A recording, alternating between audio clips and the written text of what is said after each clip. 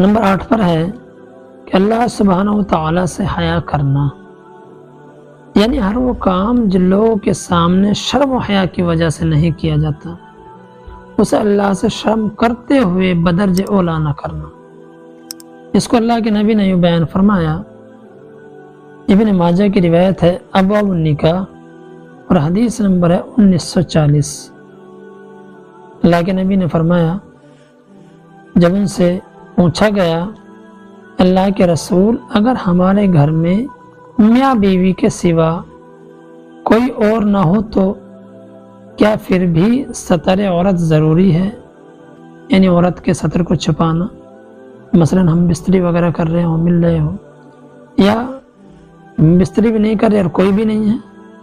تو کیسی حالت میں رہ سکتے ہیں کیا؟ حالانکہ اس طرح کی اجازت نہیں ہے، لیکن کوئی مجبوری کا درجہ بائی چانس ہو سکتا ہے۔ تو آپ صلی اللہ علیہ وسلم نے فرمایا کہ لوگوں کے مقابلے میں اللہ اس بات کا زیادہ حقدار ہے کہ اس سے حیا کی جائے۔ اس میں بہت سی باتیں سامنے آ سکتی ہیں، مثلا لوگ مباشرت کرتے ہیں، اپنی بیوی سے ملتے ہیں اور ان کے کپڑے بالکل برہنہ رکھنا ان کو، تو یہ جائز تو ہے، لیکن بدرجہ اولا اور بھی بہت سے حدیث سے ہم دیکھتے ہیں یا کتابوں میں لکھا ہوا ہے کہ بہتر یہ ہے کہ پردہ رکھا جائے، کوئی کپڑا ڈال لیا جائے یا اوڑھ لیا جائے، یا ایسی شکل رکھی جائے کہ ایک دوسرے کے بدن نہ دیکھا جائے۔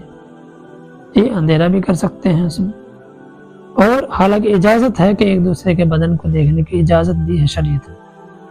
اس میں کوئی بری بات نہیں ہے، لیکن افضل اور غیر افضل کا مسئلہ ہے اس میں کہ افضل یہ ہے کہ پردہ رکھا جائے۔ اور نمبر 9 پر ہے اللہ سبحانہ و تعالیٰ کا ذکر بکثرت کرنا۔ اللہ سبحانہ و تعالیٰ کا ذکر بکثرت کرنا، اس کو اللہ تعالیٰ یہ بیان فرماتا ہے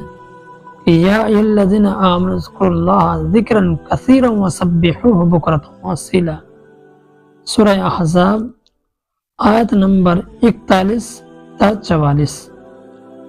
اللہ رب العزت نے فرمایا، اے ایمان والو، اللہ کو خوب کثرت سے یاد کیا کرو اور صبح و شام اس کی تسبیح کرو۔ نمبر 10 پر ہم دیکھتے ہیں کہ اللہ سبحانہ و تعالیٰ سے ملاقات کی تمنا کرنا،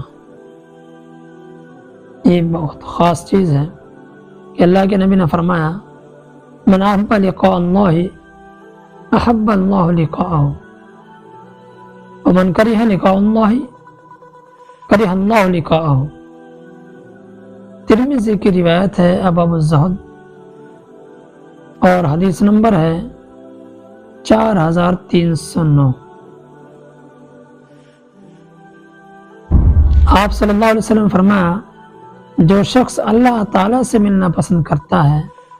اللہ بھی اس سے ملنا پسند کرتے ہیں، اور جو اللہ سے ملنا ناپسند کرتا ہے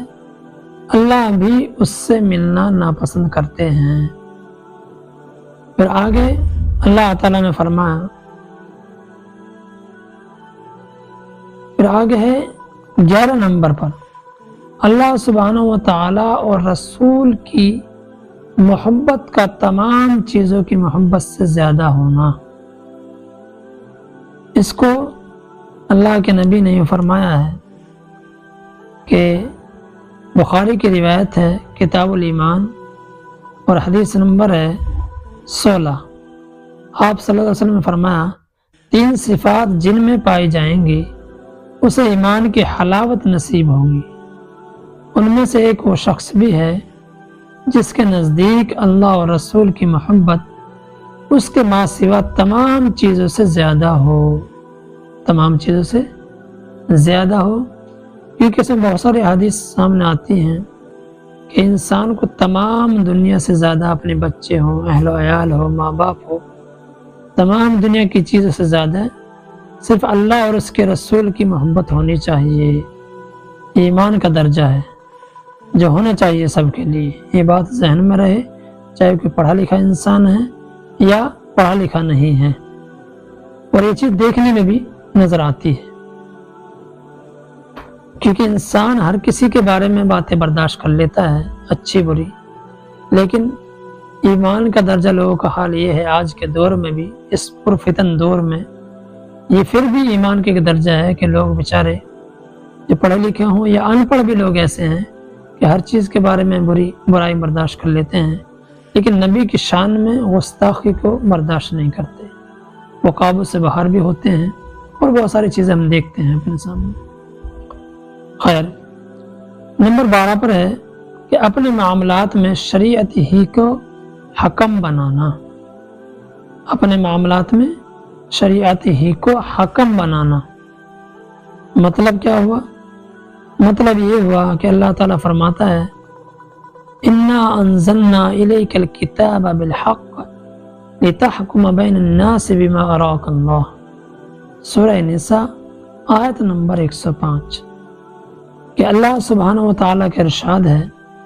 بے شک ہم نے حق پر مشتمل کتاب تم پر اس لیے اتاری ہے تاکہ تم لوگوں کے درمیان اس طریقے کے مطابق فیصلہ کرو جو اللہ نے تم کو سمجھا دیا ہے۔ یہ بات بہت غور کرنے کی ہے کہ اکثر ہم دیکھتے ہیں، خاص کر جتنے بھی مسلمان ہیں، وہ شادی بیاہ میں صرف نکاح میں تو دیکھتے ہیں کہ امام کی ضرورت ہے یا شریعت کی ضرورت ہے ہمیں، اس کے بعد میں چاہے طلاق ہو یا دنیا بھر کے فیصلے ہیں، لڑائی جھگڑے ہیں، لین دین کے معاملات ہیں، زمینی معاملات ہیں، جتنے بھی معاملات ہوتے ہیں اس میں لڑائی جھگڑے ہوتے ہیں، لیکن فیصلہ کرنے کے لیے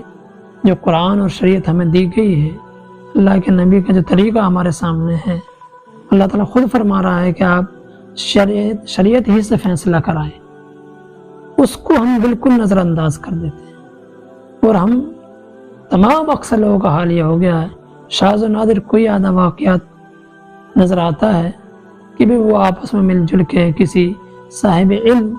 کسی عالم کو بلا کے اس سے فیصلہ کرایا ہو، حالانکہ اس میں رحمت ہوتی ہے، ہم لوگ سب جانتے ہیں، بڑی آسانی کے ساتھ وہ فیصلے ہو جاتے ہیں اور سب لوگ مان لیتے ہیں اور خوش بھی رہتے ہیں، لیکن اس کے برخلاف ہم لوگوں کے جو فیصلے ہوتے ہیں وہ غیروں سے کراتے ہیں، یا پھر تھانے میں جاتے ہیں، پولیس والے دونوں سائیڈوں سے پیسہ اتارتے ہیں، لڑائی جھگڑے بنتے ہیں، پھر یہاں تک ہوتا ہے کہ کچہریوں میں مقدموں کی جو شکل آج کل چل رہی ہے دنیا بھر کی، دیکھا جائے سب سے زیادہ مسلمانوں کے مقدمات چل رہے ہیں، 10 15 15 20 سال ہو گئے ہیں اور چل رہے ہیں وہ مسلسل، وہ کوئی فیصلہ نظر نہیں آ رہا، انسان یہاں تک کہ گھر تک برباد ہو گئے۔ تو اس لیے اس بات کو بہت زیادہ دھیان رکھنے کی اور عمل کرنے کی ضرورت ہے کہ ہم سب لوگ شریعت کو ہی حکم بنائیں، یعنی شریعت کے ذریعے سے فیصلہ کرائیں، اپنے بڑے عالم کو بلائیں، کوئی بھی مسئلہ ہو اس میں ان کو سامنے بلا کر کے علماء قرآن و حدیث کی روشنی میں فیصلہ کریں گے، انشاءاللہ اس کو سب کو مان لینا چاہیے بخوشی، تو ہم تمام آفتوں سے بچ جائیں گے انشاءاللہ۔ آخر میں نمبر 13 پر ہے